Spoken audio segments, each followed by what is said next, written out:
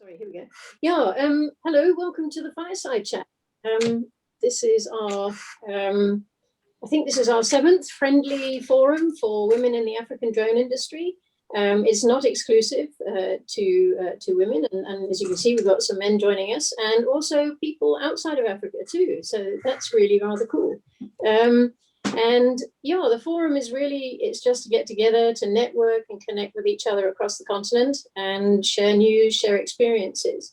And the format is to have a guest speaker and chat around the subject that they bring to the Fireside Chat, basically. And I have to say, I'm absolutely delighted today to introduce you to a special guest, which is Kim James, Director of UAV Aerial Works. I sound awfully formal. We know each other for the last couple of years, and we have had such a lot of fun, and this is going to be a great presentation.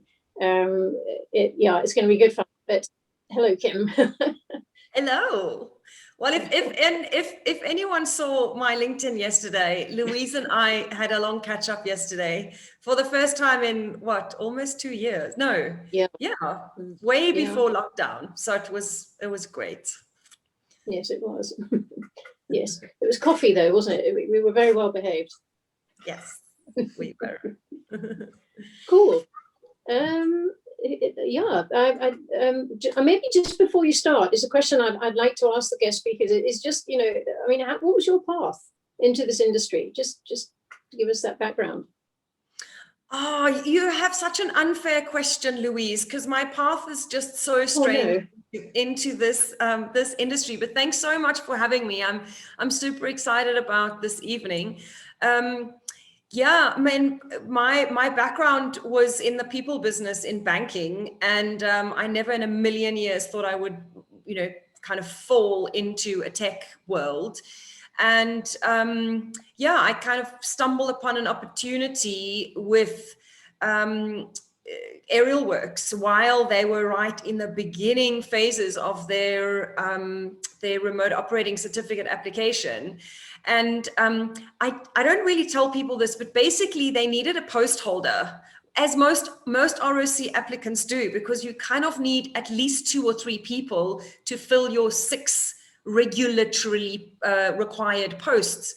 And they were like, do you want to do the safety stuff? And I was like, okay. So I went for safety training, and there were like 3 or 4 other people there. And one said, oh, I'm a hairdresser, my husband's applying. And the other one said, oh, I'm like a dog walker or something. And I said, I don't want to do that. I don't want to say I'm just here to fill a post. So I was like, right, I'm part of this company. And then I couldn't kind of say no going forward. And then I just fell in love with it. And I've been in it ever since. So I started as volunteering just to do some admin. And here I am. Brilliant. Well, yes. Yes. Excellent. And I mean, this evening, you're going to talk to us about the sort of landscape for the drone industry in South Africa, sort of now and in the future, as well as give some feedback on how to get your commercial operating license, but especially maintaining it, which is a really important subject that I don't think is discussed enough. Yeah. So, gosh, the drone industry in South Africa, in a formalized fashion, has really only been, I guess formalized since 2015. So we're heading into our 6th year, and we beat ourselves up a lot as South Africans because we think that everywhere else in the world is so much easier, and it probably is. And the process we have to follow to actually be able to operate commercially is hugely frustrating and expensive and tedious, etc. But the reason I thought I would share this with everyone is because we have been through that process. And I am the type of person that feels like if you can share your experiences and lessons learned, even though it's quite a small incestuous industry still.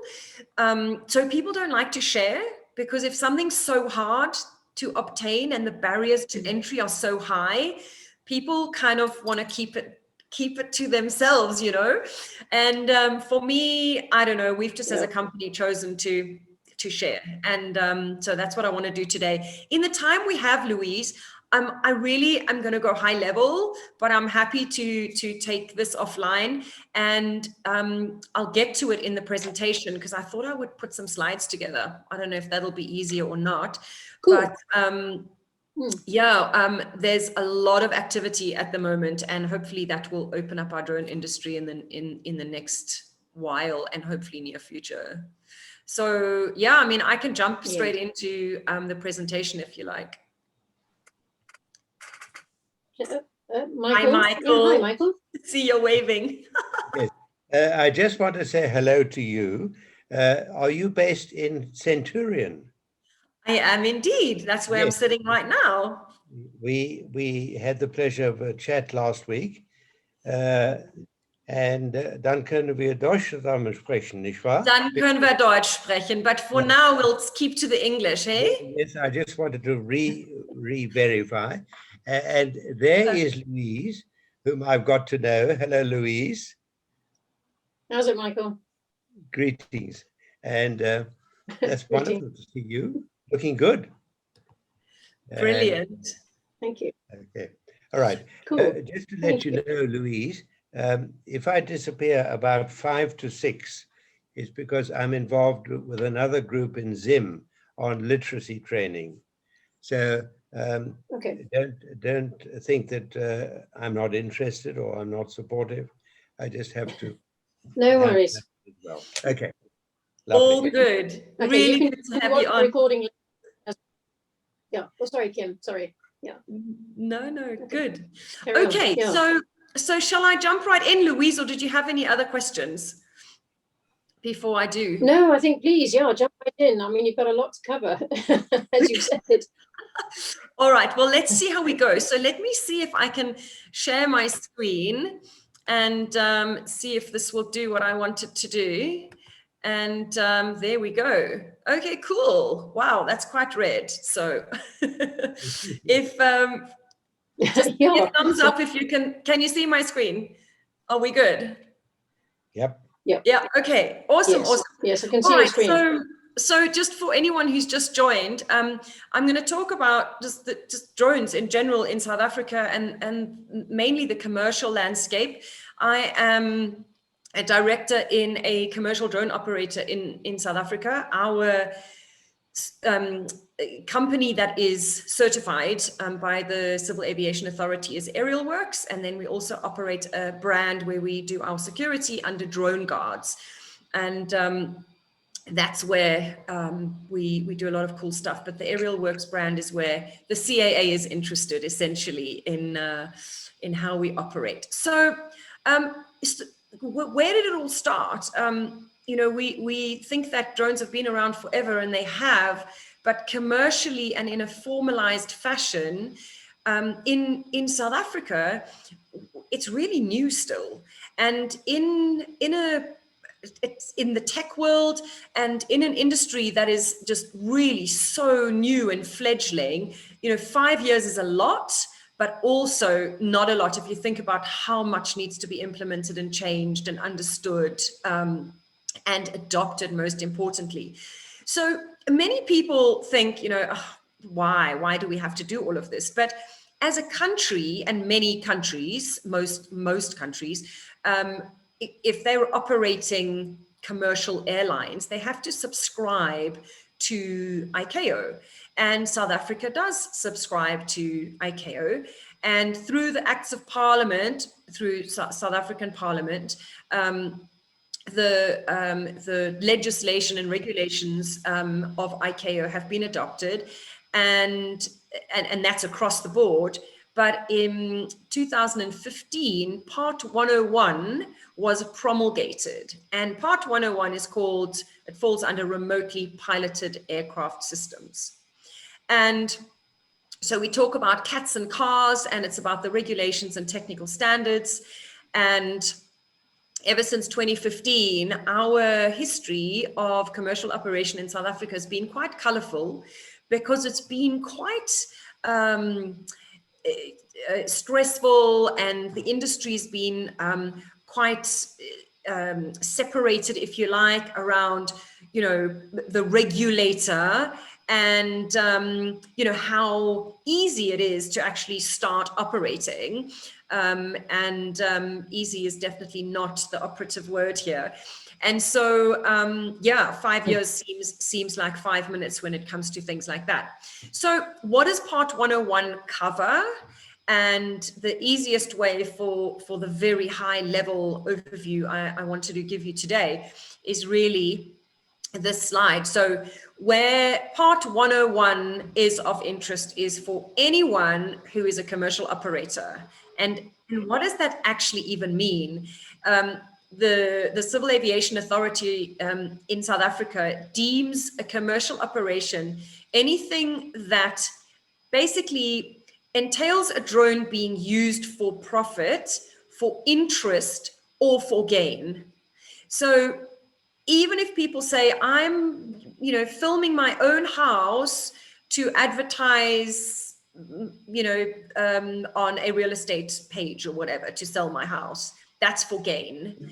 And so, you know, that's quite tight, if you like. Any corporate operations, quite a few corporates, large corporates in South Africa have gotten their own ROC, and the ROC stands for the Remote Operator Certificate. So they fall under Part 101. Non-profit operations also fall under Part 101, and privates and what we call hobby rules were also set by the Civil Aviation Authority, and that falls under Part 101. Which is not regulated is autonomous drones. So because they're not regulated, they're not permitted. And so I'm sure at some point that'll be pulled in, but we often get asked, I get called all the time, can I just have that drone in a box that you put on the roof, and then it gets triggered by, you know, some fence event, and then it will just do its thing and, you know, shoot someone, or I don't know, whatever. So a lot of what I do in my job is expectation management, but that's besides the point. So autonomous is not regulated in South Africa at the moment. Unmanned free-flying balloons are not allowed. Any non-type certified aircraft and model aircraft or toy. And model aircraft and toy aircraft, or at least model aircraft, fall under the SAMA rules, which is the Model Aircraft Association. So that's just kind of splitting and setting the scene. And then, of course, you know, what do we need to do to actually get an ROC if we're falling into those four, or at least the top three categories? So if we want to operate commercially, and I know there's some acronyms there, but we need to, first of all, register a company. We then need to go and get an air services license from the Department of Transport. So basically, this is very obvious from the beginning that when Part 101 was written, essentially the commercial airline regulation was taken and copied. So we're not transporting humans. So we really shouldn't have to, for the size of drones most of us are operating in South Africa, get an air services license, but we do. And it's a very, very, you know, detailed process. So that has to happen. And some of these processes happen in parallel. Then you have to get an ROC, and I'll run through that in a second. You have to get a certificate of registration for your drones, and they have to get a letter of approval, and that's a whole process. So the certificate of registration basically transfers the registration into your name, whether you buy it from someone secondhand or whether you buy it from a dealer. That registration then takes place into your name.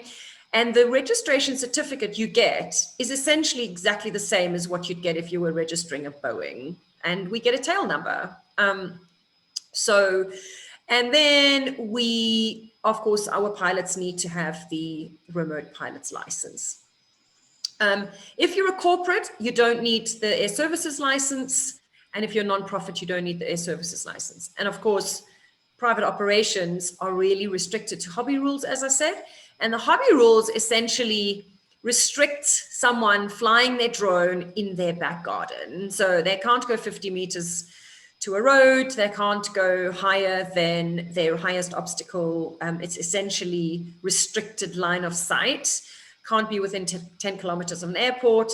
So basically, if you're a hobbyist, unless you go to a summer field or you live on a big farm like Ella does, then you're really restricted. So most hobbyists that go and film cool stuff and post it on forums are doing so illegally.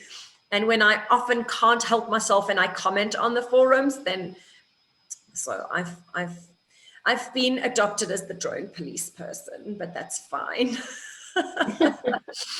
And then we have the only two bodies in South Africa until very recently, and I'll get to that in a second, have been, of course, the regulator, which is the Civil Aviation Authority, and they promulgated the legislation and they are regulating it.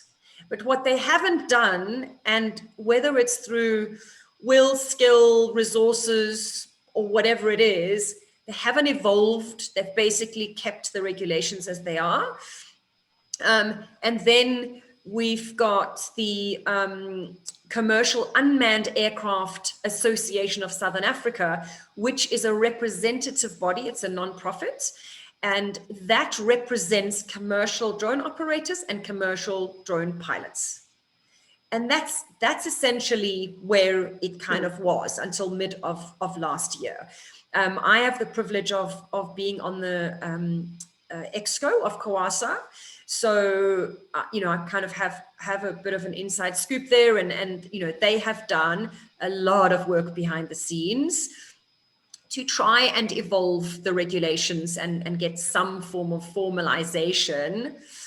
The challenge has been that if you don't have a drone policy sitting in government, you really can't move very much, because then the regulator isn't incentivized or pushed or whatever. So that's where we've been. Essentially, the legalities are, in order to operate drones commercially, you need three things. And oftentimes people think, I'll just go and get myself an RPL, which is difficult enough and expensive enough, and then I can operate. But you need to be registered or certified under Part 101 as a company. Your assets need to be registered under that company, and also they need to be insured. And that insurance is not only for if they get stolen or damaged in flight, that is also mainly for third-party liability. If something were to happen and you were to injure, kill a human being, or damage property in the case of an incident or an accident. And of course, your crew has to be licensed. So that seems a very simple slide, but there's obviously a whole lot behind that. But those are the three elements. Louise is laughing because she's like, yeah, really. But yeah, just three things. Yeah. But it's so key, because oftentimes when we're doing presentations to clients, they're like, well, we've already got pilots. And we're like, okay, that's just one part.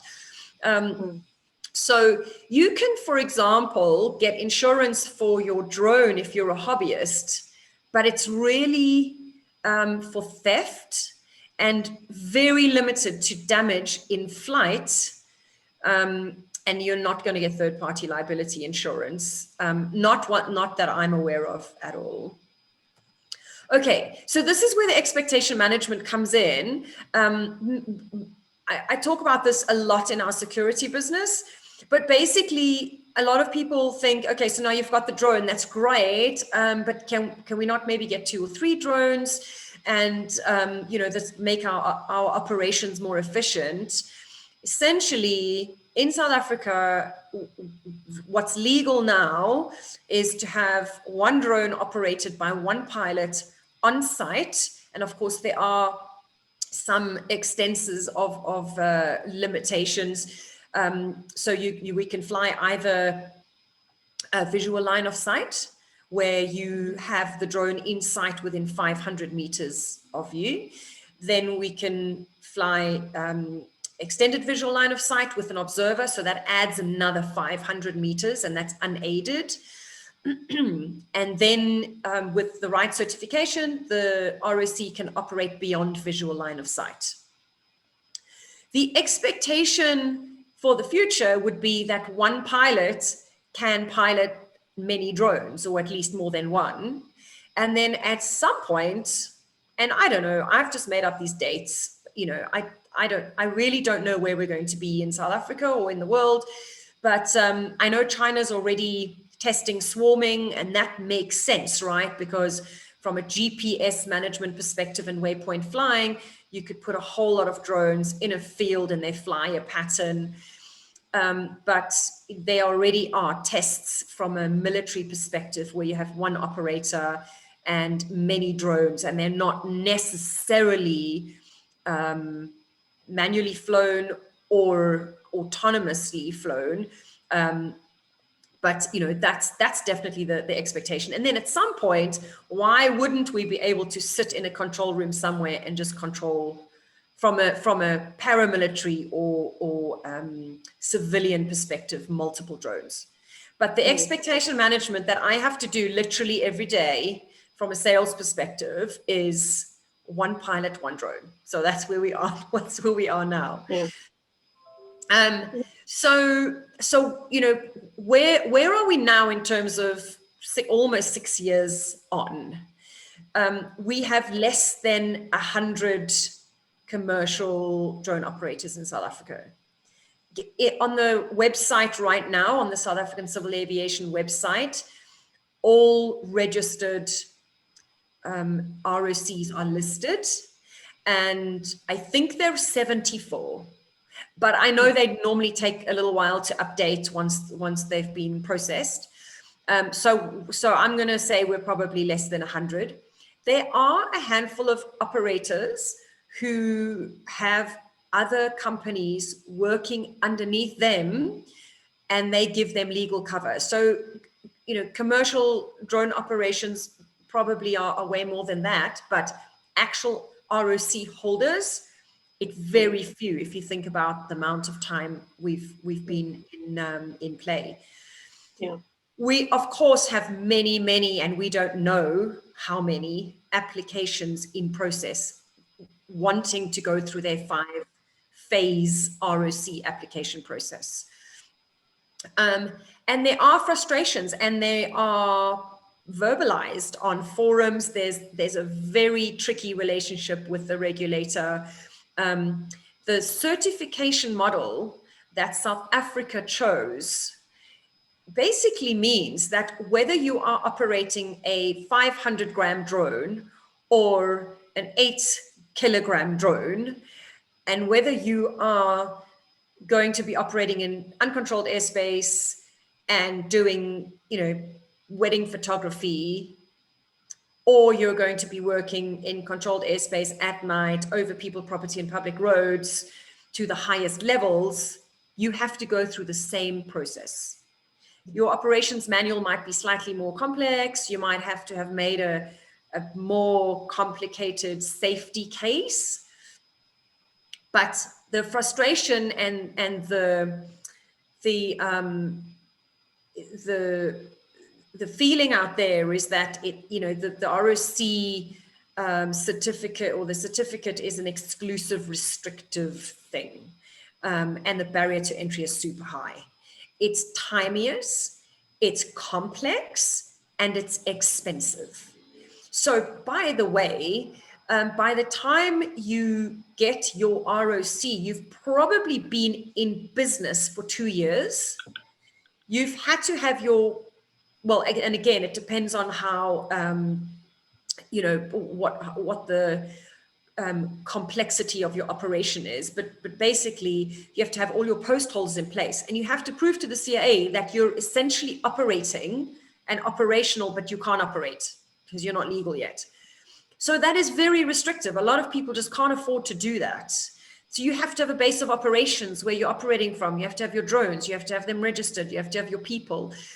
So you can absolutely see where that's coming from. However, the flip side of that is that it is now known that compared to other countries, the commercial operations, once you actually have your certificate, allow for a much richer level of operation. One of our colleagues in the industry used these words, and so I'm not going to claim their mine, but she kind of described it as a much richer operation specification. So for example, if we've applied for beyond visual line of sight operations to fly at night, to fly in controlled airspace, to fly over people, property, and public roads, then we can do that. There are protocols for each operation then going forward to, for example, go and fly next to an international airport, which we do often, and you have to apply for permission to fly, and it's a flexible use of airspace permission you get from CAMU. You then have to file flight plans, and so there's more complexity to those operations, but essentially we can do that. I think there are one or two ROCs that actually have dispensation to fly above 400 foot. They operate on mines in big open spaces. So, in our understanding is that in most countries, the operational limitation is standard, and you have to go and apply by exception to then, operate in, for example, in controlled airspace, etc. So I'm quite protective of us in South Africa when people just, kind of say we've fallen behind and, we're archaic and everyone's ahead of us. There are some positives, but of course, the restrictions have held our industry back for sure. So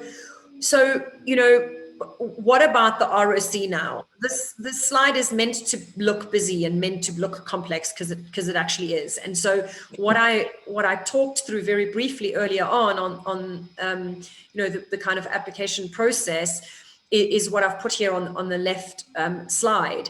And so some of this happens in parallel, as I said before. But a lot of people think that once you've now gone through your process, and by the way, it took us 2.5 years to get our license. And very frustratingly, there were no issues. It was just, I think when we applied, the CAA had never expected to have that many applications in such a short space of time.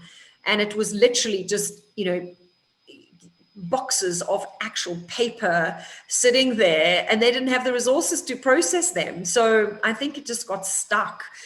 But there are many processes. The ROC process on its own is 5 phases. These posts that I told you about earlier, there are 6 posts that all have to have, and a person in them. You can double up, and that's allowed. The certificate of registration then for the aircraft then leads into the letter of approval process. There are demonstrations that you have to do. The CAA then comes and sees whether you can actually do what you say you're going to do. And so, you have to have maintenance manuals and system safety assessment documentation. So by the time your aircraft is registered, again, whether it's a 0.5 kg drone or an 8 kg drone, we joke about it and we say that the paperwork that you have for that drone alone before you even start operating weighs the same as the drone, and then you're on track. So once you have this, then suddenly it's like, now we need to start operating. Okay, well, gosh. So you've written your ops manual. This is basically a 5-part operations manual. And I'll show you bits of it in a second, which in our case is over 100 pages.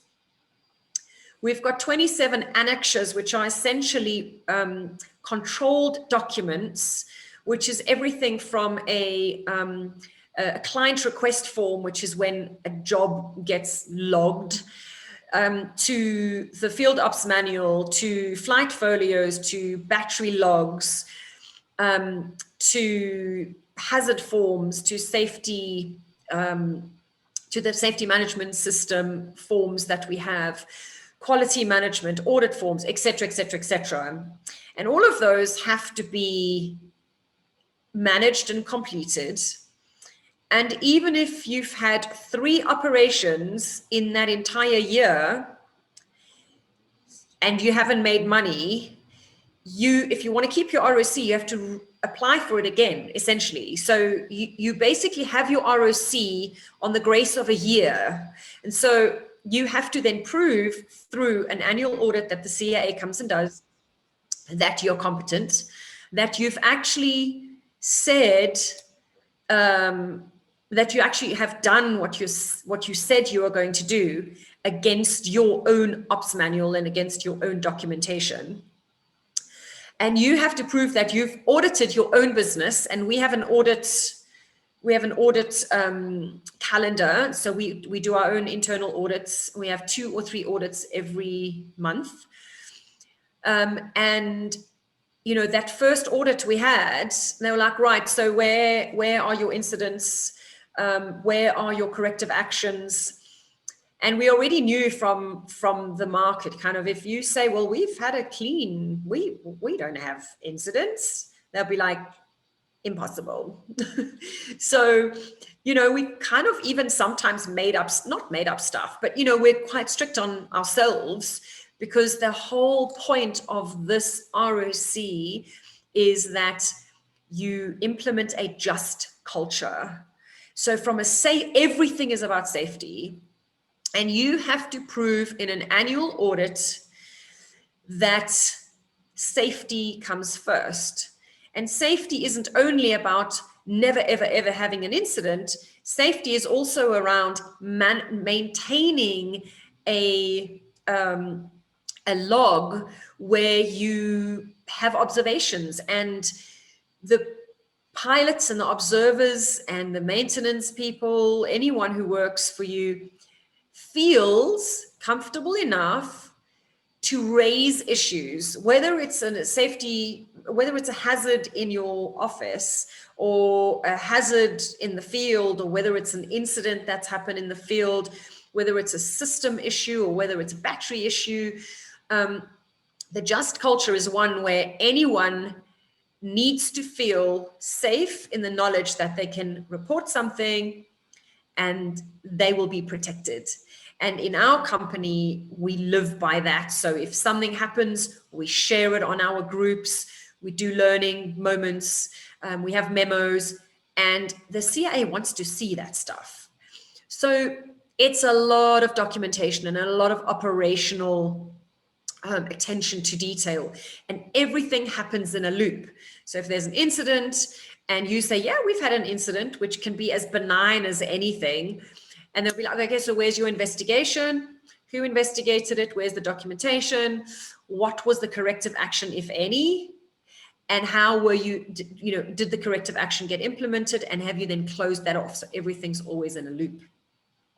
So that's what you have to prove every year, including, it's like a car insurance renewal. It's the same thing. Every year you have to say, okay, we're taking this fleet of aircraft. None of them have been written off. None of them have been retired. We're taking this fleet of aircraft, and all of them will stay on our ops spec. So the RSC certificate has to be renewed. The aircraft letters of approvals have to be renewed. And then if the audit is passed, then they will give you a new RSC certificate with a new operational certificate with any new aircraft that are on, et cetera, and then you're good to go for another year. So this is just like really just a snapshot of kind of, this was actually our original one, our actual ops manual that has 5 parts to it, as I said, over 100 pages. And I have a copy of this on my desk. It's an uncontrolled copy because there's only one controlled copy. And anytime we make a change to it, it has to go to the CAA, has to be approved. And everybody has their role up on the top left there: security, safety, responsible person aircraft, responsible person operations, quality, and accountable manager. So if we do anything in our whole company that breaches anything that we've said, where negligence can be proven, our accountable manager will go to jail. That's basically the worst case scenario, but that's what they sign up for. If you know, this isn't taken seriously, our accountable manager even has signed a document which says that he will always make resources available for the safety and quality of what we do. So there can never be something that says, but we didn't have the money and therefore we didn't service the aircraft, or we didn't have the money and therefore we couldn't train our staff, or we didn't have the money, or whatever. That cannot be an excuse. So resources have to be made available, and that's what our accountable manager, our MD has signed for. This is just a very rudimentary kind of screenshot that it actually runs sequentially. But if you had to go to the CAA website, everything that needs to be known about any part that you work under in the Civil Aviation Authority space is on the website. It does take a degree to figure out where to find the stuff, but we kind of know where our stuff is now. But our ops manual is basically written, if you can see, there are kind of 5-6 parts here to the regulations. That's essentially every part that we have to address in our operations manual. So if you take our operations manual, it kind of follows these parts of the regulation. So absolutely every part of what's here around personal licensing and how we hire people and how we have to background check them to make sure they're fit and proper, to how we're managing batteries, to how we're safely operating, you know, in night operations. It follows here. Louise, I just want to double check. I've just had I don't know, I just had something pop up on my screen. Are there people waiting in the waiting room, or is that just something that I haven't? There's nobody there. Okay. No, okay, that's cool. Sorry, I just saw a red thing. Okay, so you know, if anyone wants to go and have a look at part 101, it's actually not that long to read. You'd think it is, but any of these parts. So if you know, if we have an audit and one of the auditors says, I want to know about this, and this, and then I'll say, okay, so what part of the regulations does it fall under? And they'll go, right, it's 101 044. And then we'll know exactly what they're talking about. That's how well we have to know our regulations.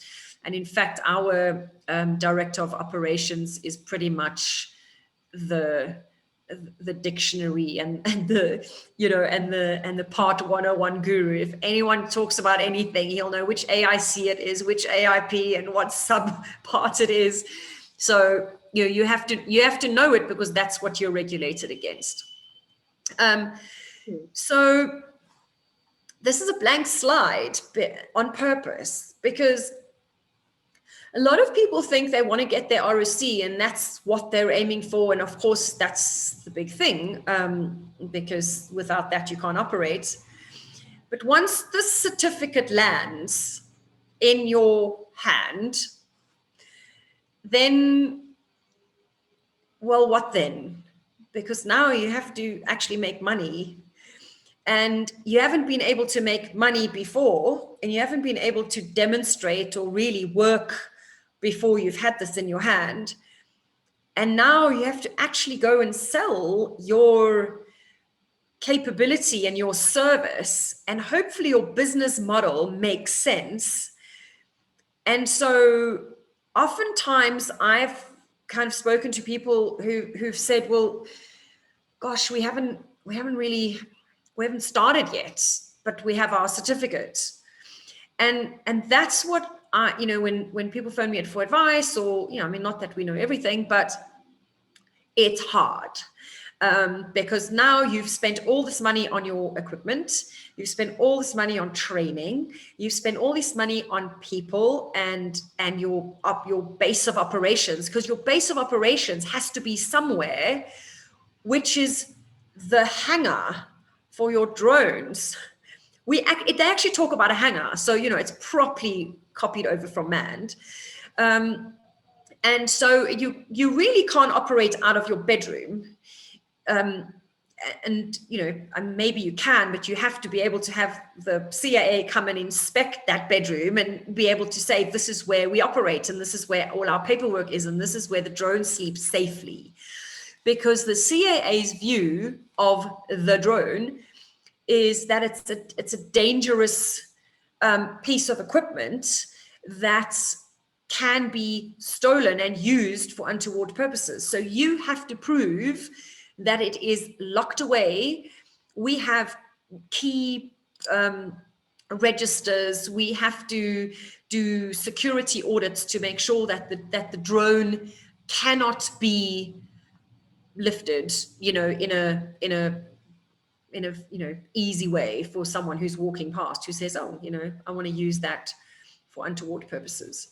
So the business is the key thing. And so the business model about what you're going to offer the market, the pricing, how you're going to contract, how you're going to execute.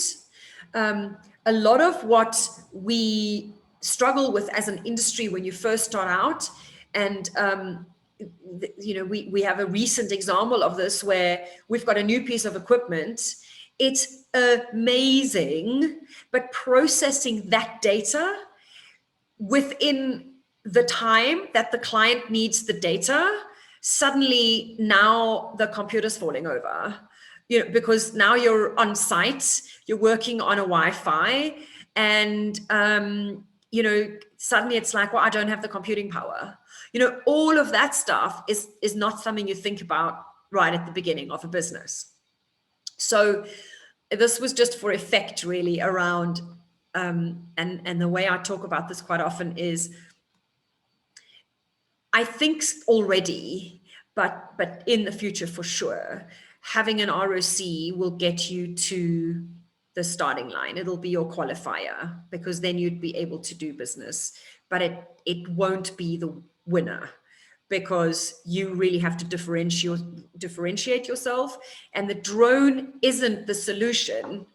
The drone is a tool, but the solution is what you are solving. And unless you have identified a problem to solve, which is going to be solved by a drone. And sometimes we think of problems that we want to solve with a drone, and it's like, why don't you just put a guy on a bike? It's 2 kilometers down the road. We have had these conversations. So I think in this day and age, everyone wants to solve something with a drone. But drone technology in South Africa is still super expensive as a service, because it involves people, certification, drones. And so it is an expensive service. Excuse me. So lots of frustration, depending on where people are in the process, or where people are. Some people just say, I don't care. I'm going to operate illegally until someone catches me. I really don't care, and they're making their money and they can operate, and I hear this. And then unfortunately others say, well, I'm going to do the same because I can make that amount of money, but then they aren't operating in an area which is, in the middle of nowhere, where there's, no one who will pose a risk, or there's no real air traffic or what have you, and then they go and try and operate in the same way in controlled airspace, and suddenly they realize, I'm not actually going to make that amount of money. So Lots of frustration, lots of red tape, but the future is bright. So last year, something very cool happened. So the Drone Council was formed, and basically the reason why Drone Council was formed was because in COASA, it was recognized that the drone industry is larger than just commercial drone operators.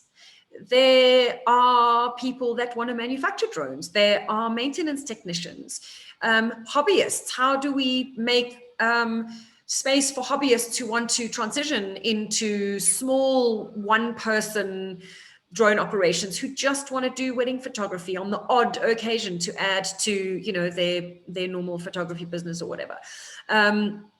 There are obviously new applicants who aren't represented by COASA yet because they aren't yet commercial operators, et cetera, et cetera. So the Drone Council was formed after kind of 2 years of consultation and workshops, et cetera. COASA, and I can't, you know, take credit for this. There are some of my colleagues in COASA who are very clever, and they've been doing a lot of work behind the scenes, and also sitting on international kind of workshops and forums and all sorts. And so the idea with the Drone Council is that it represents the entire drone ecosystem. It has direct links into our president's 4IR commission. And so having soft launched in July last year, June, July, hard launched in September, it was formalized in terms of its structure, and there are 10 chambers. And those chambers are chaired by various individuals, and there's a whole collection of people. I've been roped in for my sins, so I represent the new ROC application chamber. So the point is that between COASA and the Drone Council, a white paper was written and submitted to the Minister of Digital and Technology and Communications. They've changed their name. I'm not sure, so don't quote me on it. But that is Stella Ndebele Abrahams. There was a lot of representation of COASA and Drone Council at the recent Aviation Policy Summit. And so suddenly the government has this on their table. And a lot of what's been talked about and a lot of what's been tabled and will most likely be considered, number one, why do we as commercial drone operators, if we're operating a drone less than 20 kilograms, needing an air services license? It's ludicrous, like there's no need for it. So that's the first thing that's probably gonna come off. Secondly, you know, opening up the industry in terms of funding previously disadvantaged individuals, making this technology cheaper, easier to access. Why are we importing drones if we can possibly manufacture locally? So it's that import replacement policy or approach. Louise, will you just keep me in check on time? I'm almost done, but I don't. My watch died. So we got 10 minutes. Oh, okay. 10 minutes. Yeah. Oh, perfect. Yeah. So, and then in February, beginning of March, I think a few weeks ago, all the chambers held member kind of Zoom workshops or what have you, and we all presented our 1, 3, and 5 year plans to really expand the drone industry. And we all agreed on 1 or 2 priorities for the next 6 months. So are we going to change and open and relax and whatever other words are being used, like, you know, ROC light, RPL light, you know, is that going to happen in 6 months? No. It just isn't. I mean, regulations, specifically in aviation, are just, you know, that just doesn't happen so quickly. However, examples are, and to this point of my chat with you guys today, is what we agreed to do was, in the first instance, create awareness. So this chat, hopefully some of what I've chatted about today will have clarified some things, hopefully. But a lot of people just don't know. They just don't know how this works. I spoke to someone the other day, and it has been shared that you don't have to buy drones that are specific to your operation. You can just go hire one. And well, that would be great. Actually, Louise and I spoke about it yesterday. Wouldn't that be amazing? Now I need an M300 with an H20T and a P1. I'll just go hire it for a day and then, take it back. But, that doesn't work like that, because you have to have that aircraft registered on your ROC, for example, on your op spec. You have to prove that you can use it and use it safely, et cetera, et cetera. So, so the first thing that we said as a chamber for new ROC applicants is that we would do awareness workshops. So that's been scheduled already for the 30th of April. So anyone who's in the process of applying for an ROC, or who intends applying for an ROC, will be able to attend this workshop. So we'll have information, we'll share, similar to this, but we'll make it, more formal and more structured. And we'll also have someone on who actually has just gone through that process. A young entrepreneur who's starting out, who doesn't have all the resources potentially, and who, hasn't come, well, actually, yeah. So, a lot of people are not coming from an aviation industry, are not coming from an industry where there's, there's control and governance. So aviation's a different game because it's safety orientated all the way. And there are global standards and regulations to adhere to. So that's the first thing. The second thing, we want to try and help people through the process if they're already in the process, even just if it's making people available who are consultants who charge money for taking people through this process, to make that available for people to just say, listen, I'm just stuck on this thing. Can you help me? So that's what we want to try and do. And then hopefully somehow figure out how we can actually, because the whole point of the Drone Council also is to diversify, to get the representation of or at least get the ROC holders more representative of our demographic in our country. So that's what the Drone Council's doing. A lot of people say, oh, I haven't heard from the Drone Council, but hey, it was launched during COVID-19, during lockdown, so I genuinely think, Drone Council's done a great job. It's not funded, everyone volunteers. And COASA has some really clever people who are also sitting on the Drone Council. And then obviously Women in Drones Africa was launched, and I just feel like there's just so much energy.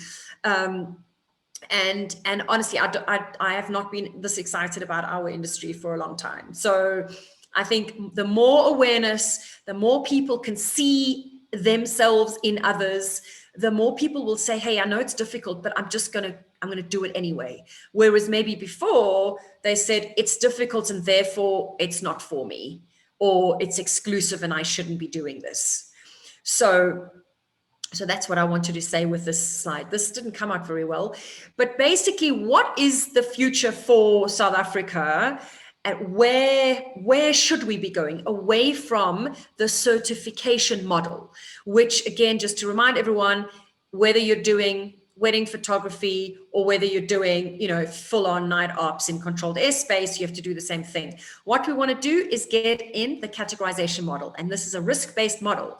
So basically, if it's an open category because you're using your drone to do a certain thing, then that'll be the easiest category. It'll be the cheapest. It'll be essentially the least risk operations. And then you would have specific scenario operations where you'd have to make a safety case and you would get exception approval, etc. Or you would then, like, you know, we would most likely operate in category C, which would be the certified route where you are a full-on high-level commercial operator, etc. And that, I think, would open up the drone industry for us. This is my last slide, Louise. And basically, it sounds easy and everyone's like, okay, well, I'm not going to apply for my RSC because I'll just wait for my open category. But this is what needs to happen before this can be done, okay? So first of all, we need drone ID, right? Because otherwise you're going to have drones flying around and no one's going to know who they belong to and where they are. So we need something where we're going to have a drone operator or owner registered. Are you cutting me? Yeah, your sound is going on and off there a bit. Oh, okay. You were sort of, yeah, we were losing you there. Or I was, all certainly. Right. Apologies. Yeah, so we need remote ID. All of these things feed into certain things that are really important. So if we have an open category, we also need enforcement. How do we know that the person who says they're only going to operate in uncontrolled airspace doing, you know, low risk operations is actually doing that? Remote ID is obviously going to support unmanned traffic management. And then, of course, we get to, you know, the big guns around open air mobility, etc. But in the first instance, you know, there's some big things to be able to, you know, address. And so there are lots of clever people who are working on this, and I have, you know, all trust that this will happen. But yeah, so we have government hopefully on board. We need the funding agencies who are going to fund people to do you know, at least at this point, get their ROCs and get their drones, etc., to realize that it's not only about the drone, it's about the service that you need to pay for to get your drone registered, etc. And that's a whole nother story. But that is the end of my my presentation. I thought I would do it in that way because, you know, pictures tell 1,000 words and what have you. But I really hope I covered some stuff that would be helpful for some at least. And I'm very happy to answer questions. Cool. Wow. Thank you very much, Kim. It's a huge subject to cover. Yeah. Yeah. It is. Zedu says, great presentation, Kim. Thank you. Thank you. Has anybody got any questions? We can. Any hands up? Can't see any hands up. Louise, I've forgotten to put my hand up again. Sorry, Queen. Debbie. Was it Debbie? Oh, I can't remember. Go ahead, Debbie. For you. Sorry. Oh, sorry, Queen. Go ahead. Okay, so Kim, thanks very much for that. I think a metric that would be far more telling is the number of people and companies that have applied for the ROC and have actually pulled out, because I think the magnitude or the implication of the really tough regulations on the industry is not easily understood. And I know of a lot of people that have started the process and not been able to complete it. They either run out of enthusiasm, time, money, very importantly. Yeah. And I think that would be a far more telling metric. And I think it's one that government needs to hear, to say, you know, so we've got 74 companies registered, but 150 started and failed, or whatever the magic number is. And I think that story needs to be told. I agree with you 100%, Debbie. I don't know whether you'd actually be able to ever get that. You know, that would rely on the CAA being forthcoming with that information.